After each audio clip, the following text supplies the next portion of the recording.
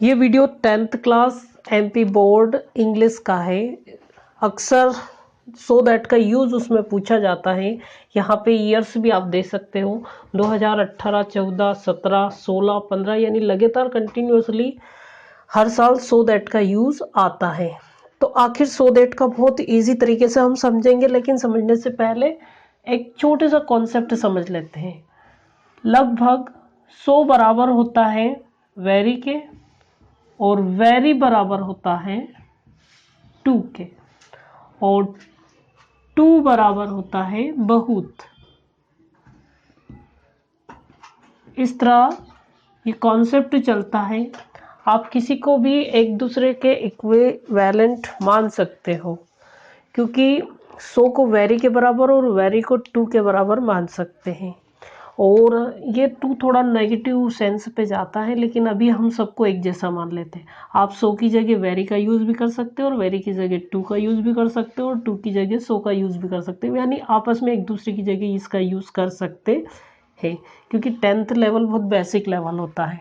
तो अब देखिए, जिस सेंटेंस में भी इनमें से कोई शब्द आ रहा, इसमें से आ रहा क्या, यहाँ पे देखते हैं वेरी आ रहा, इस वाले सेंटेंस में भी वेरी आ रहा, इस वाले सेंटेंस में 2 आ रहा, तीनों में से कोई सा भी आना चाहिए और यहाँ पे वेरी आना। इसका मतलब है क्योंकि यहाँ पे हमें कंबाइन एबव सेंटेंस, ये जो ऊपर जो सेंटेंस दिए गए हैं इनको हमें सो दैट की मदद से जोड़ना है।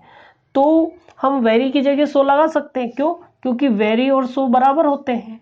तो इसलिए जहाँ भी वेरी आ रहा हम वहाँ पे 100 लगा देंगे, और यानी जहाँ 2 आ रहा वहाँ भी हम क्या लगा देंगे, 100 लगा देंगे। तो लिखते हैं वैसा का वैसी सेंटेंस। जैसे ये सेंटेंस है, द स्टूडेंट इज, 100 की जगह क्या लगा दिया, वेरी की जगह हमने लगा दिया 100, और उसके बाद क्या लिखा रहा है, फास्ट। पहले इतना फर्स्ट सेंटेंस में ये करते हैं। अब इसमें वेरी आ रहा तो ये वैसा का वैसे लिखते हैं, ही इज, वेरी की जगह हम 100 लिख देते हैं और ये लहजी फुल स्टॉप है ना, यहाँ तक लिखते हैं। ऐसे ही इसमें कर देते हैं, ही इज सो पुअर, आगे नहीं देखेंगे इसमें। My grand mother is, very की जगह हम लिख देंगे 100, my grand mother is so weak. अब जो अगला सेंटेंस है, देखो हर एक में 2 सेंटेंस दिया है, एक सेंटेंस 2 सेंटेंस, इसमें भी एक सेंटेंस 2 सेंटेंस, इसमें नहीं दिया तो ये अपन छोड़ के चल रहे हैं। अभी इसमें भी 2 सेंटेंस दिया है, ये वाला और ये।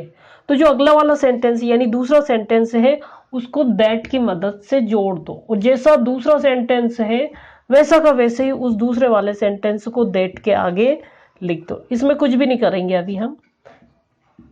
तो दैट के आगे कौन सा दूसरा सेंटेंस है, जैसे he can win the race, वैसा का वैसे ही लिख दो, he can win the race. इसमें भी हो जाएगा, he can not go for a morning walk. और इस वाले सेंटेंस में भी हो जाएगा, दैट के बाद सी कैन नॉट वॉक।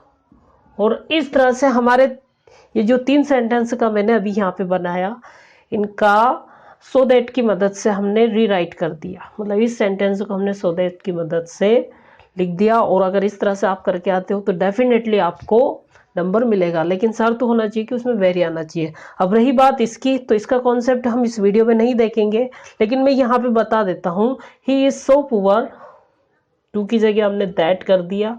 दैट क्योंकि पुअर नेगेटिव सेंस रखता है, इसलिए जिस सब्जेक्ट के बारे में बात हो रही है उसी सब्जेक्ट के बारे में लिखेंगे, ही कैन नॉट पे द फीस।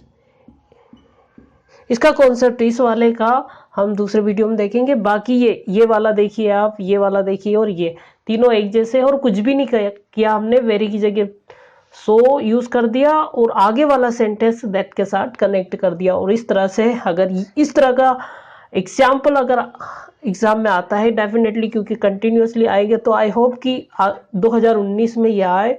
और अगर आपको ये कॉन्सेप्ट समझ में आ गया तो बिल्कुल आपका 1 नंबर आ ही जाएगा क्वेश्चन नंबर 8 में, डू एज इट डायरेक्टेड में, सो दैट का यूज़ पूछा जाता है।